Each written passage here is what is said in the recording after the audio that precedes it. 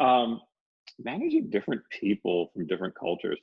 I I'm a very big proponent of like the Star Trek way of doing things, and by that I mean learning, taking time to learn about where people are from personally, and also just like geographically and geopolitically. um, Learning a little bit about their culture or subcultures. And I've managed teams in India, and India is so diverse, from the north to the south, to the east to the west, central India as well. And really trying to have a greater understanding. And I bring up the Star Trek as an example because something that runs through almost every series of Star Trek is characters from very different places, and how leadership in particular has to make a point to learn about those cultures in order to effectively lead this person.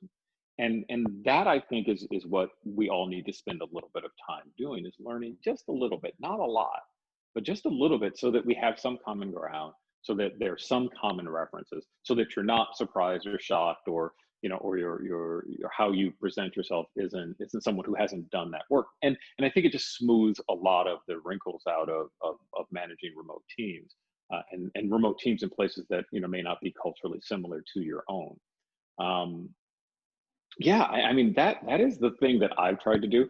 The time I've spent going to India, it's funny because I don't know how, but I went down this Bollywood, uh, kind of, I don't know, maze where I started watching Bollywood movies, reading Bollywood gossip, learning the people. And so when I would go, and you're talking, and you talk to people, and then you just like bring up, oh, I'm really big fan of Sanjay Dutt's work, and they're just like, what? And I'm like, I really like watched this movie called Sholay, which was one of the first big Indian Bollywood movies.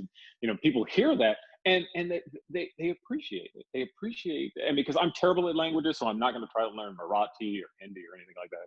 I would just totally insult them. But I can learn about their popular culture, which unites a lot of people in India. So that's something that I do. What I also try to do is make myself a little more available.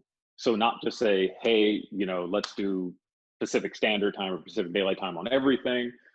It really is about, if you're in India or South Asia, I will find some time on your hour, so you don't have to stay up late or get up early. And then also understanding, this kind of also goes back to understanding culture and family